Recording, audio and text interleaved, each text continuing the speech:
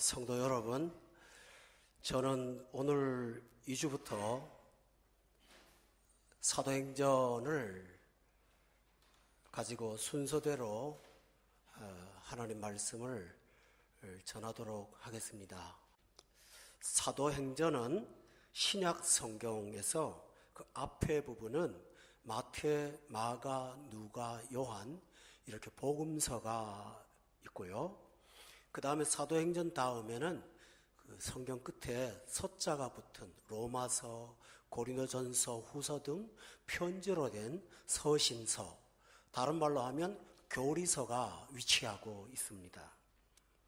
이 사도행전은 그 중간에서 가교 역할을 하는 아주 중요한 성경입니다. 1절에 보면 이 복음서와 교리서를 구분하는 구절이 나옵니다.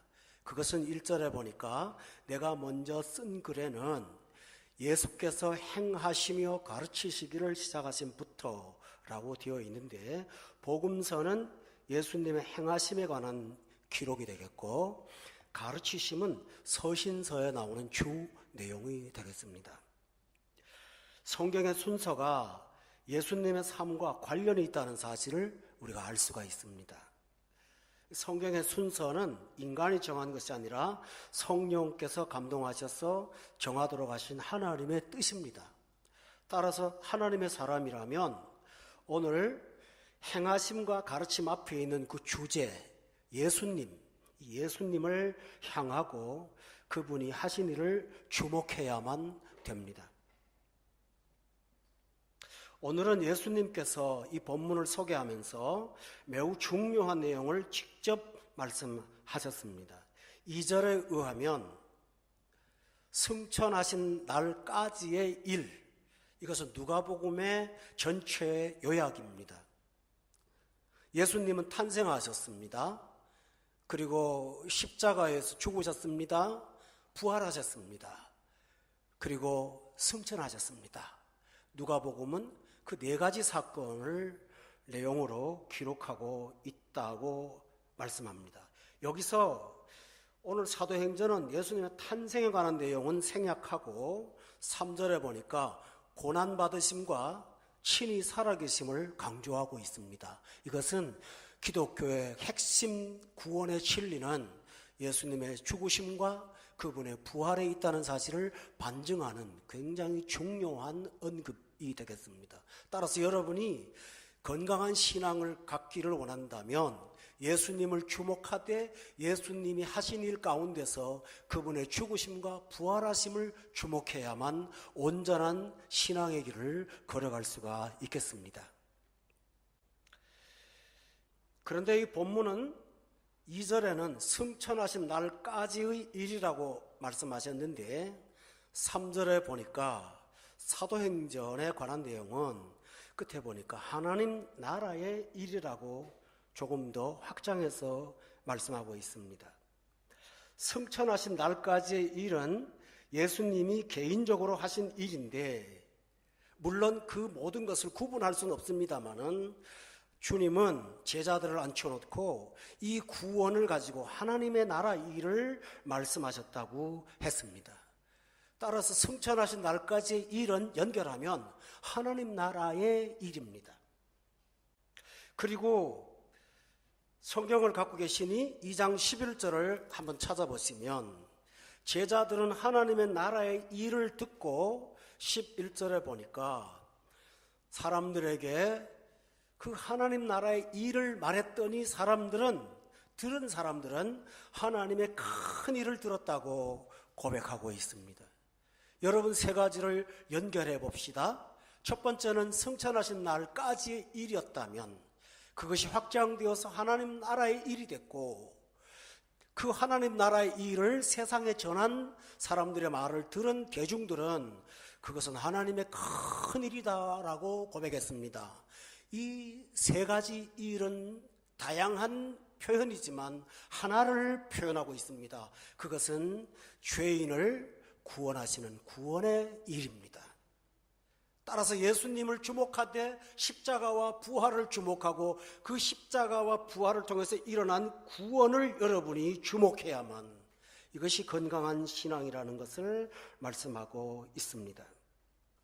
그런데 이렇게 승천하신 날까지의 일과 하나님의 나라의 일은 전해져야 됩니다. 사람들이 들어야 됩니다. 그래서 본문 1절에 보면 누가는 데오빌라라는 한 사람에게 이 하나님 나라의 큰 일을 가르쳐 주려고 하나님 나라의 일을 기록했다고 되어 있습니다.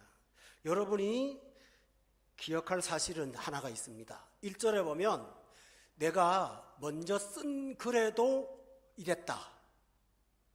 그 다음에 지금은 또 이렇게 쓴다 라는 표현이 있습니다. 이걸 보면 사도행전은 전편이 아니라 후속편이라는 사실을 금방 알 수가 있습니다. 그런데 그 전편인 누가복음도 이 1절에 나오는 데오빌로 한 사람에게 전달되고자 기록된 것입니다. 여러분, 여기서 굉장히 중요한 내용을 여러분이 한 가지 발견해야 됩니다. 그것은 뭘까요? 여러분이 성경을 갖고 계시니 누가복음 1장을 다 함께 찾아보시면 그 중대한 차이점이 등장합니다. 누가복음 1장에 보면 우리 중에 1절에 이루어진 사실에 대하여 2절에 보니 처음부터 목격자와 말씀에 일꾼된 자들이 전하여 준 그대로 내력을 조술하려고 붓을 든 사람이 많았습니다. 그런데 3절에 보니까 그 모든 일을 근원부터 자세히 미루어 살핀 이 사도행전의 저자인 나도 데오빌로 각하에게 차례대로 써보내는 것이 좋은 줄 알았다라고 했습니다. 여러분, 오늘 본문의 누가복음을 볼 것 같으면 이 누가복음 같은 유사한 내용들을 쓴 사람이 적지 많았습니다. 그렇다면 누가복음과 유사한 글들이 굉장히 많이 기록되었다는 얘기입니다. 그들은 말씀의 일꾼들이 전해진 그대로를 했지 왜곡을 하거나 확장을 하거나 축소하지도 않은 진리를 썼습니다. 그럼에도 불구하고 그들이 쓴 글은 성경에 채택되지 않았습니다. 그리고 그 속에서 누가복음만 채택이 되었습니다. 사도행전만 채택이 되었습니다. 왜 그럴까요? 중대한 차이가 있습니다. 그 사람들이 글을 쓴 목적은 오늘 누가복음 1장 2절에 보니까 내력을 저술하려고 붓을 들었다고 했습니다. 하나의 과정들을 저술하기 위한, 단지 저술을 위한 기록물이었습니다. 그런데 누가는 이 글을 기록한 이유가 어떤 책을 세상에 한 권 내고자 한 것이 아니라 한 영혼을 위해서 이 글을 썼습니다. 그게 누굴까요? 데오빌로입니다. 한 영혼의 구원을 위해서 사도행전과 누가복음을 포함하면 신약성경의 3분의 1이 되는 엄청난 분량을 누가는 한 영혼을 위해서 평생을 기록했습니다. 훗날 그것이 우리에게 구원이 될 줄은 몰랐겠지만은 그는 1차적으로 자기에게 주어진 한 영혼에 집중했습니다. 하나님은 내력을 조술하기 위해서, 단지 책을 쓰기 위해서 쓴 사람들의 기록을 제쳐두시고 영혼을 구원코자 하는 뜨거운 열정으로 기록한 이 성경을 성경으로 채택했다는 사실은 매우 의미심장한 내용입니다. 따라서 하나님께서 누가복음과 사도행전을 우리에게 소개하는 까닭은 바로 우리 영혼을 사랑하시는 주님께서 구원의 말씀을 우리가 듣도록 하시기 위한 목적이라는 사실을 금방 발견할 수 있다면 저와 여러분의 의무는 무엇일까요? 누가복음과 사도행전을 주목하여 그 속에서 들려지는 하나님의 말씀을 귀에 들리도록 해야 되는 것입니다. 이미 믿었을지라도 오늘 1장 누가복음 4절에 나오는 것처럼 각하가 알고 있지만은 그 알고 있는 말을 더 확실하게 하는 것이 더 좋았어. 믿음이 더 건강해지기 위해서는 이 말씀을 꼭 들어야 된다고 말씀하고 있는 것입니다. 이와 같이 성경은 하나님의 큰 일은 왜 기록되었을까요? 전해지기 위해서 기록된 것입니다. 들려지기 위해서 기록된 것입니다. 예수님은 하나님의 큰 일을 하시고 승천하신 날까지 일을 하신 다음에 예수님이 하시는 일은 이제 종료하시고 올라가시는 것입니다. 그렇다면 이 전파, 이 하나님의 큰 일을 누가 전달해야 될까요? 예수님은 그 전달자를 선택하셨습니다. 오늘 본문 사도행전으로 돌아가 보면 예수님은 사역 초기부터 1장 2절에 그가 택하신 사도들에게 이 일, 하나님의 큰 일, 하나님 나라의 일을 맡기시고 그들에게 명령하셨고 분부하셨습니다. 성도 여러분, 예수님이 큰 구원을 이루셨습니다. 그리고 이 복음의 엄청난 사건을 당신이 선택한 사람들에게 주어서 그 말씀이 세상 만방에 전파되도록 하신 것이 하나님이 하신 일이었습니다. 여기서 중요한 게 있습니다. 예수님의 사역은 끝이 나셨습니다. 그분은 하늘에 올라가시는 승천이 있을 것입니다. 그리고 예수님이 가신 빈 자리에 주님이 하시는 일들을 여전히 지속되고 계속해야 될 사람들이 누구일까요?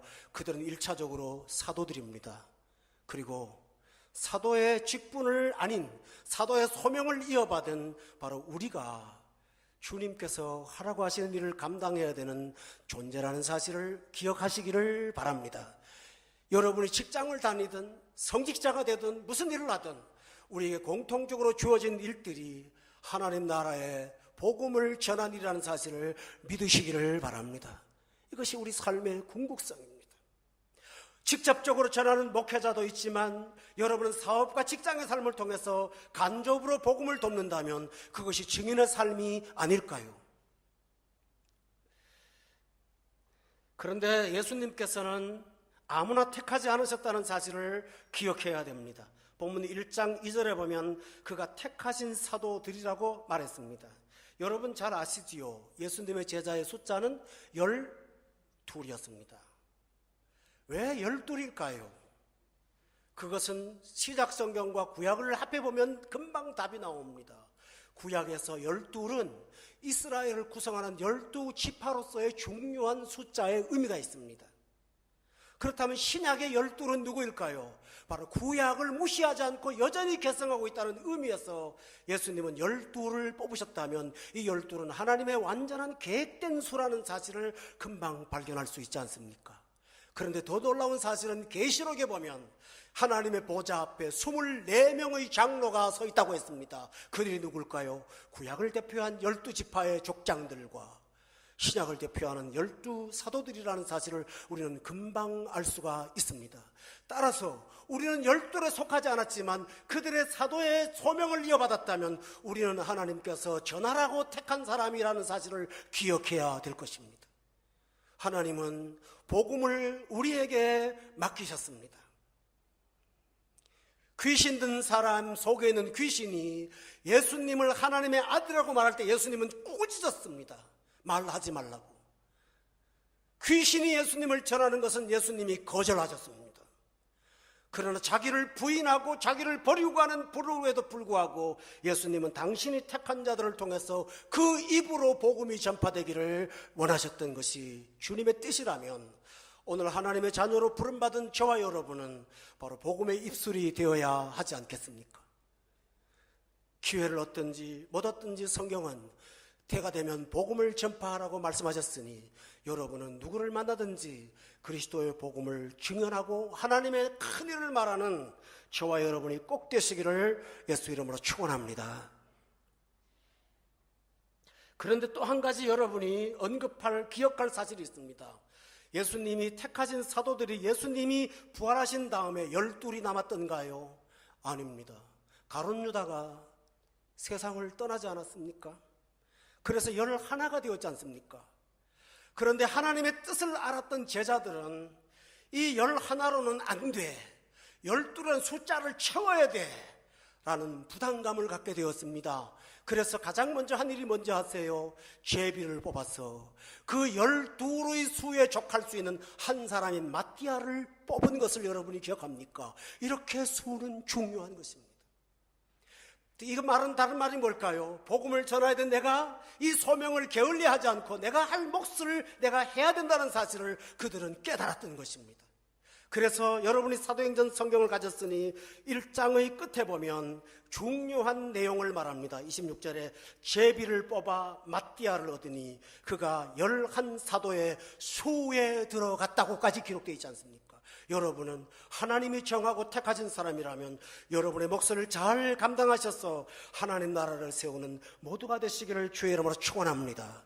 이것이 우리가 할 일이라는 사실이지요. 그런데 이 11명은 예수님이 택하셨지만 온전한 사람들이 아닙니다. 여러분, 조금 전 말씀하신 걸 되풀이하겠습니다. 1장 2절을 다시 볼 것 같으면 예수님은 승천하신 날까지의 일을 하셨습니다. 그리고 제자들을 모아놓고 하나님 나라의 일을 3절에 말씀하셨는데, 그렇게 들은 제자들이 6절에 보니까 이스라엘 나라에 대한 일을 묻고 있습니다. 발견하셨나요? 사람이 이렇습니다. 승천을 미뤄두시고 남아서까지 과외 수업까지 하신 특별 수업을 받은 이들이 40일 동안 밤낮으로 그 많은 증거를 보았음에도 불구하고 그들의 머리는 여전히 하나님 나라가 아니라 세상 나라에 관심이 있었습니다. 아까 권사님께서 귀한 기도를 해주셨습니다. 우리의 일주일의 삶은 땅에 있었고 세상 속에 있었다고 말씀하지 않았습니까? 정말 우리는 그렇습니다. 하나님 나라에 대한 복음을 그렇게 들음에도 불구하고 우리의 관심의 대부분은 이 땅의 삶에 있다는 사실을 우리는 발견합니다. 그뿐 아니라 땅을 향하여 주목하지 않는 어떤 신앙인들은 소명을 주목하기보다는 오늘 본문의 10절에 보면 예수님이 구름이 가리워 올라가실 때 멍하니 쳐다보는, 하늘만 쳐다보는, 초월만 쳐다보는, 현실을 외면하는 양극단을 우리는 보게 됩니다. 여러분, 우리는 어디에 관심이 있어야 될까요? 성경은 이렇게 말합니다. 너희가 먼저 그 나라와 그 의를 구하라. 그리하면 이 모든 것을 더하시리라. 이 더할 것을 회복하는 걸 주목하지 마시고 먼저 할 일인 그 나라와 그 의를 주목하신다면 이스라엘을 하나님께서 마땅히 회복하지 않으실까요? 그러므로 여러분, 신앙생활은 우선순위가 바뀌는 것입니다. 땅의 관심이 하늘의 관심이 되고 자아의 관심이 주님을 향한 관심이 되고 내 이상을 실천하는 관심이 복음이 전파되는 것에 관심이 바뀐다면 이것이야말로 거듭난 사람의 온전한 자세가 아니겠습니까? 여러분, 그리 살아서 하나님을 기쁘시게 하시는 여러분 되기를 주의 이름으로 축원합니다. 예수님은 이런 사람을 뽑았습니다. 불완전한 사람들입니다. 그런데 예수님은 이들에게 준비시키셨습니다. 하나님은 당신이 세운 자들을 방치하지 않고 복음을 전파하는 합당한 사람으로 만들어 가신다는 사실은 우리의 놀라운 소망이요 위로입니다. 우리 모두가 불완전할지라도 하나님의 소명을 따라 사는 사람들은 하나님이 준비시켜 주실 줄로 믿습니다. 그 준비가 뭔지 아세요? 오늘 본문에 보면 3절에 보니까 40일 동안이라는 되게 중요한 숫자를 말씀하고 있습니다. 예수님이 승천하시기 전에 부활하신 다음에 제자들을 양육하는 40일의 특별 과정을 진행하셨습니다. 이스라엘 백성이 광야에서 연나 맡을 때는 40년이었고요. 예수님께서 지상에서 공생애를 시작하던 가장 처음에 하신 일이 광야에서 40일 동안 줄이고 금식하신 일이었습니다. 그 40일 동안 예수님께서는 당신의 사역을 준비하시고 우리가 감당해야 될 시험을 몸소 겪으시는 기간으로 당신을 구원자로 준비하셨습니다. 그 예수님께서 똑같이 40일을 할애해서 제자들을 준비시키고 계십니다. 여러분, 무의미할까요? 아까 12이라는 숫자에 맞췄던 주님께서 40일을 준비시키셨다면 이 40일은 우리에게 꼭 필요한 시간이 아니었을까요? 성도 여러분, 우리는 평생 준비만 되는 사람이 아니라 하나님께서 쓰실 만큼 우리에게 영적 40일을 허락하셔서 하나님 나라의 일을 감당하도록 무장시켜 주신다는 사실을 믿으셔야 됩니다. 이것이 주께서 하시는 일입니다. 이렇게 준비한 그들에게 예수님은 그들의 호칭을 바꾸어 놓았습니다. 그들은 제자라고 부르지 않고 같이 부르지만 주님이 직접 말씀한 호칭은 1장 8절입니다. 증인되라. 우리 한번 따라합시다. 증인이 되리라. 증인이 뭘까요? 증인은 법정 용어입니다. 법에서 목격자로 증언자로 불러서 증언하게 할 때 사실대로 말하는 사람이 증인 아닙니까? 그러므로 증인이라는 말은 첫째로 허구를 말하는 사람이라 사실을 말한다는 것입니다. 두 번째로 증인은 들은 이야기를 할 수가 없습니다. 자기가 체험하고 목격한 이야기를 해야 되니 이 사람은 예수를 만나는 사람이어야 되고 예수님과 만나서 거듭난 사람만이 증인이 될 수 있다는 매우 중요한 내용을 포함하고 있습니다. 그러나 더 중요한 사실이 하나 있습니다. 증인이라는 헬라어는 마르뚜리아라는 단어를 쓰므로 우리에게 이 증인이 독특한 존재라는 사실을 보여줍니다. 그 마르뚜리아는 나중에 마틴이라는 용어로 바뀝니다. 뭘까요? 선교자라는 뜻입니다. 오늘 우리 모두는 증인은 복음을 전파하는 자라는 사실은 압니다만 이 복음 때문에 내 삶이 위태로워도, 내 생명이 위태로워도, 내가 좀 어렵더라도, 내가 손해를 보더라도 바울이 말한 것처럼 내가 복음을 전파하는 것에는 내 생명을 조금도 아깝지 않게 여겼던 사람들처럼 이와 같은 마음의 자세를 가진 사람이 온전한 증인이라는 사실을 여러분은 기억하셔야 됩니다. 여러분, 증인이 되시기를 주의 이름으로 축원합니다. 제자로만 멈추지 마세요. 증인이 되시기를 바랍니다. 제자 중에 많이 물러가는 사람도 있었습니다만 증인은 물러간 적이 없습니다. 제자 중에 많이 떠난 사람이 있다고 요한복음은 말하지만 증인이 떠난 경우는 한 번도 없습니다. 그러므로 겨우 여러분 믿음이 자라서 교인이 되시고, 믿음이 자라서 성도가 되시고, 믿음이 자라서 제자가 되시고, 믿음이 자라서 하나님의 가족이 되시고, 믿음이 커서 증인이 되시는 여러분 되기를 바랍니다.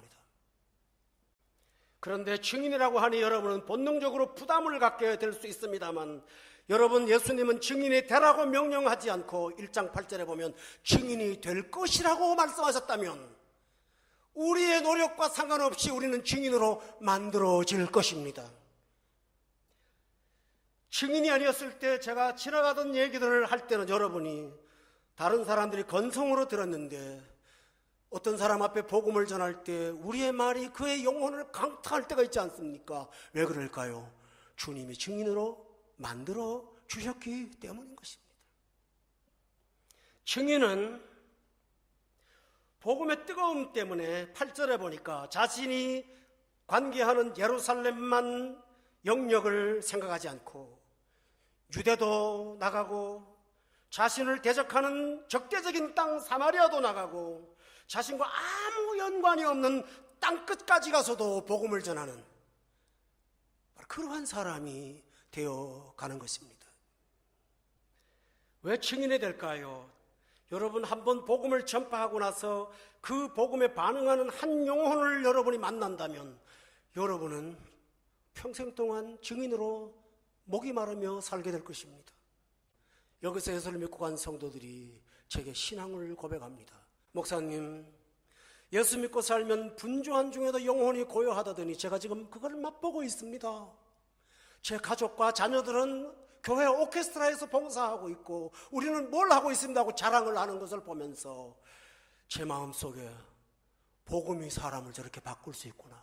저 똑똑한 지성인을 주님 앞에 무릎 꿇게 하고 하나님 앞에 삶을 헌신하는 아름다운 모습을 보면서 복음이야말로 진정 이 세상 어떤 것과도 비교할 수 없는 가치를 갖고 있다는 사실을 저는 보았던 것입니다. 여러분도 그 사실을 본다면 복음에 목말라 영혼을 살리는 사람들이 될 것을 의심하지 않습니다. 그러나 가장 중요한 게 있습니다. 주님께서 증인이 되는 사람들에게 먼저 하시는 일이 있거든요. 본문 1장 8절에 보면 성령이 너에게 임하셔서 증인이 된다고 했습니다. 이 말은 굉장히 중요합니다. 엄청난 말입니다. 여러분, 영이신 성부 하나님은 천지를 창조하신 분이고 무소부지하신 분이라 그분을 감당할 만한 육체는 이 세상에 없습니다. 그런데 그분이 당신을 줄이고 줄여서 아기의 모습으로 이 세상에 오신 분이 성자 하나님이시지 않습니까? 그런데 그분이 떠나가시면서 이렇게 말씀하십니다. 내가 가면 보혜사 성령이 오신다고요. 근데 그 성령은 베들레헴 말구에 오시는 것이 아니고 예루살렘 성전에 오시는 것이 아니라 믿는 자의 안에 들어오시는 하나님이십니다. 대단히 중요한 내용이죠. 이것을 일컬어 성령을 너희가 받으면, 성령이 임하시면이라고 말한 겁니다. 성령을 받는다는 말보다 성령이 와서 계신다라고 말하지 않습니까? 다시 말하면 성령이 내 안에 오셔서 나를 하나님의 능력의 도구와 연장으로 쓰셔서 내 말과 입과 손과 발과 내 삶을 쓰셔서 당신의 몸과 팔이 되게 하신다는 놀라운 사실이 성령이 임하시는 것입니다. 할렐루야. 그래서 오늘 신학교의 성도들은 임하신 성령이 성령 충만하기를 위해서 날마다 성령 충만을 간구하고 사모해야 합니다. 우리가 우리 자신의 힘을 길러고 능력을 기르는 것보다 더 중요한 사실은 날마다 성령 충만을 힘쓰는 것입니다. 오늘날 이 부패하고 악한 세상에서 우리의 자신이 거룩한 모습을 유지해야 된다고 말씀하지 않았습니까? 근데 그 거룩한 모습을 유지해야 되는 것은 첫째로 하나님을 영화롭게 해야 되기 때문입니다. 중요한 사실은 성령은 거룩한 영이므로 불결한 영혼 속에 충만하지 않습니다.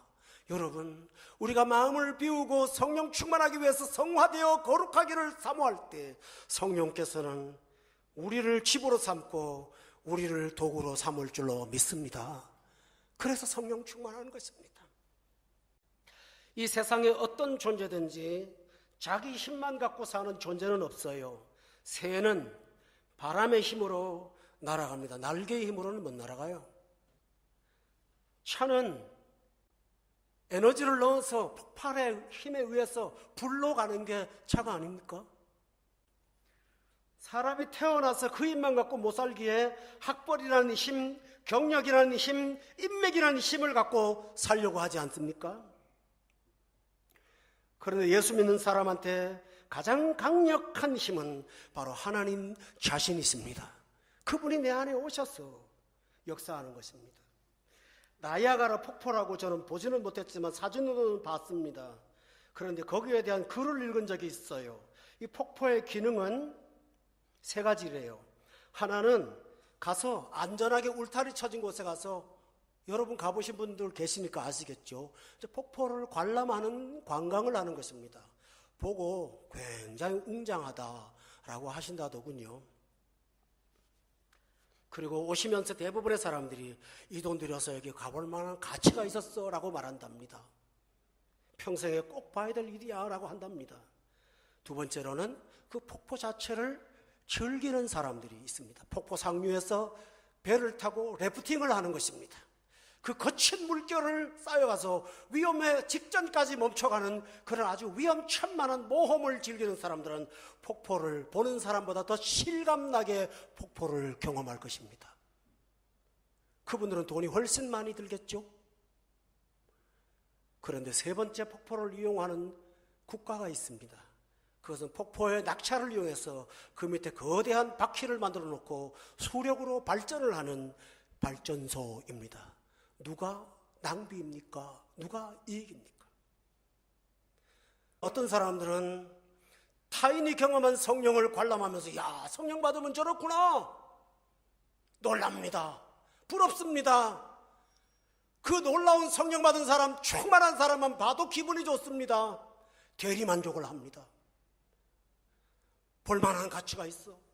은혜를 받은 어떤 분의 간증을 들으면서 우리 놀랍니다. 그리고 은혜를 받고 돌아갑니다. 관광객입니다. 어떤 사람은 성령의 도움을 힘입어서 자기 삶의 어떤 어려운 부분들을 한번 헤쳐나가 보면서 역시 하나님의 영은 다르다고 하는 것을 경험하지 않습니까? 그러나 복음을 전파하면서 나와 함께 하시는 발전소와 같은 성령의 능력을 경험하신다면 여러분은 담대해질 것입니다. 담대하게 복음을 전하게 될 것입니다. 바로 이 일이 본문 8절에 보니까 오직 성령이 너희에게 임하시면 너희가 권능을 받고 증인될 거라고 말씀하셨습니다. 여러분, 우리 두바이 사랑교회가 권능 받는 교회가 되기를 원합니다. 성령 충만한 교회가 되기를 원합니다. 저는 이 휴가 기간 동안에 머리를 싸매고 이 사도행전을 무섭게 파헤칠 것입니다. 그러면서 성령 충만을 간구할 것입니다. 오늘 아침 저는 사도행전이 성령의 역사라는 사실을 알기에 성령에 관한 책을 다시 꺼내들고 줄을 쳐가면서 읽으면서 제 안에 식어있는 영혼이 뜨거워지기를 갈망했습니다.